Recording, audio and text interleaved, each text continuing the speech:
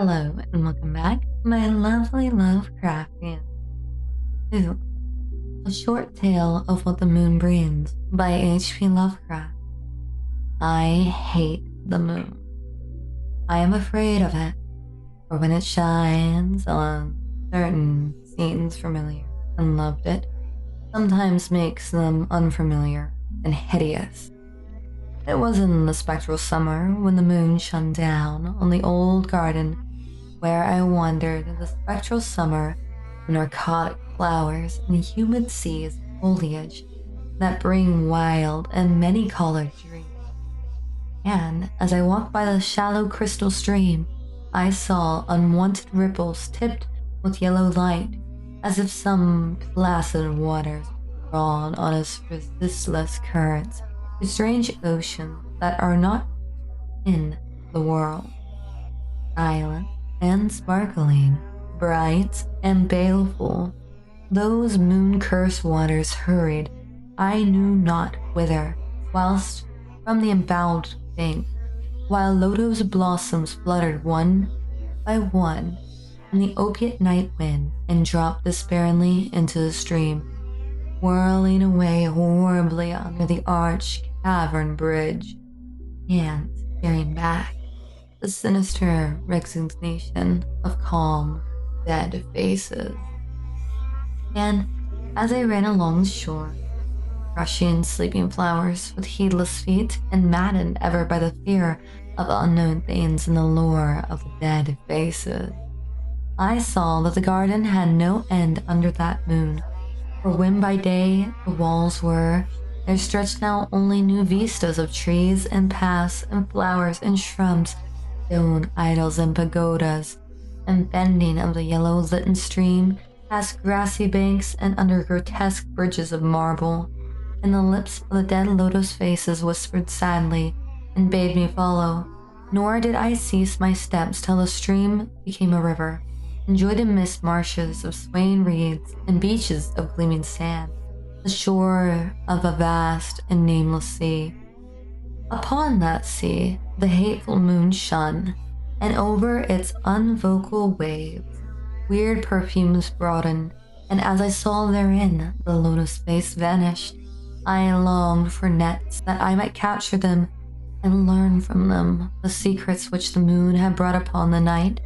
But when the moon went over to the west, and the still tide ebbed from the sullen shore, I saw in that light old spines that the waves almost uncovered, and white columns gay with festoons of green seaweed, and knowing that to this sunken place all the dead had come and gone, I trembled and did not wish again to speak with the lotus faces.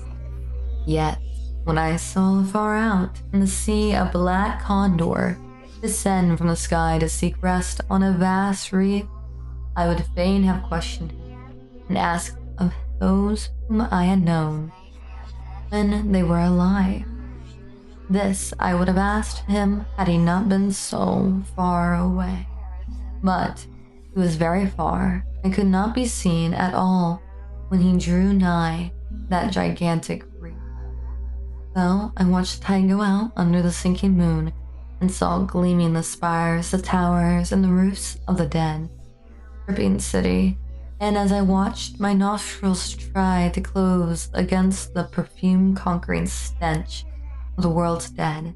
For truly, in this unplaced and forgotten spot had all the flesh of the churchyards gathered for puffy sea worms to gnaw and gulp upon. Over those words, the evil moon now hung very low, but the puffy worms of the sea need no moon to feed by. And as I watched the ripples that told of the writhing of worms beneath, I felt a new chill from afar.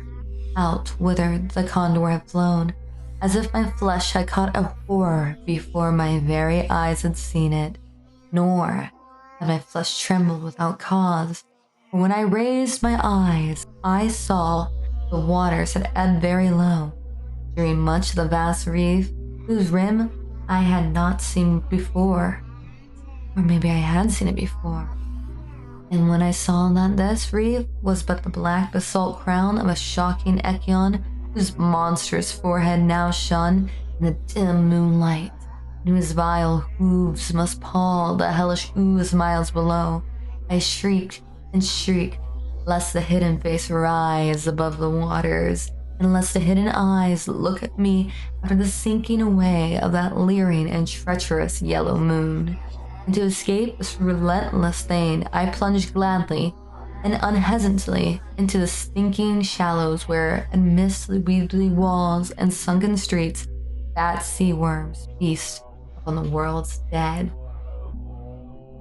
Such concludes the short story, What the Moon Brings by H.P. Lovecraft. As soon as I started reading this, I analyzed it with the movie Hercules. Please don't copyright strike me, Disney, but it isn't a copyright strike to say that Greek mythology did believe in the rivers of the damned souls. That's exactly what I feel like this is alluding to, given that H.P. Lovecraft is a scholar. I don't think I'm overanalyzing at all with that. I also love that the narrator was obsessed with death and was almost in like a Garden of Eden type scenario where everything seems so beautiful until it would just look in that corner of its mind and see the faces of the dead in the sea. Most beknownst to that, the reason why this popular thing came to be in many cultures that the sea holds dead souls is because it is one of the most painful ways to die. People who have been near death to drowning have said that it feels like you can't scream, that your lungs are feeling numb. It takes way too long to suffocate because your brain's fighting it with all the adrenaline. To see the face of the death in the water is so terrifying, so maddening, so sickening, so attentive to details of culture, inner workings of madness, and even just modern knowledge that this is the most horrible way to go. And at the end, their own inner workings tied them to the sea as they saw an eldritch horror and cast themselves into the worms to be dead. At the end of this, they seem to cast themselves into the souls itself. I don't think our narrator is coming back. I think that's why the story ends there. It's over for them, and they are now part of this allure that H.P. Lovecraft creates through his narration of story writing. A lot of people like to poke fun at it that he'll spend 5 pages describing how one wall looks, but it really does build into these moments where soon as the eldritch horror is seen, it is just such a unimaginable event that it just causes complete chaos and sickening of a mortal soul. With that said, I really like how the flowers of perfume were also brought up. Perfume and flowers have also been noticed as like the stench of death to mask it back in the day. So that reek that they were smelling most likely was that this wasn't just like a soul area. This might have actually been where corpses were that the eldritch monster was feasting upon. Maybe this person just got unlucky and ventured into an eldritch horror's territory and didn't know. Like I said, there's no journal or anything to go past this, which some stories do have, and I wish it did. It's so short. It's so bittersweet, and it's so well written. The stone idol, as soon as I saw it mentioned in the second paragraph, I knew that our narrator was not making it out alive. I also really like, too, that with this a lot of stone and shrubs and flowers, I learned recently that there's a special crystal that can only grow in these wet environments on corpses of mainly humans, but there is other animals, too. Correct me if I'm wrong with the mainly humans thing, but that is where we first discovered it. So that's where the research comes from, is that. And now humans are almost wanting to do that, to be preserved in a beautiful way, kind of like a false idol, like the stone idols in Gondas. The moon illuminating everything too, I think is really good to the title, because what the moon brings is horror beyond mortal comprehension. It is known that there's a part of our brain that literally will make it where we see humanoid shadows, because that is a survival instinct. We want to defend ourselves against humans, for that's what we find the most terrifying. So, when the narrator saw an eldritch monster rising, I'm sure that they knew that they didn't have to question it, that it was really happening. Especially with the small distractions like the condor. Death is a distraction. It is inevitable. And it is always coming and looming in the horizon.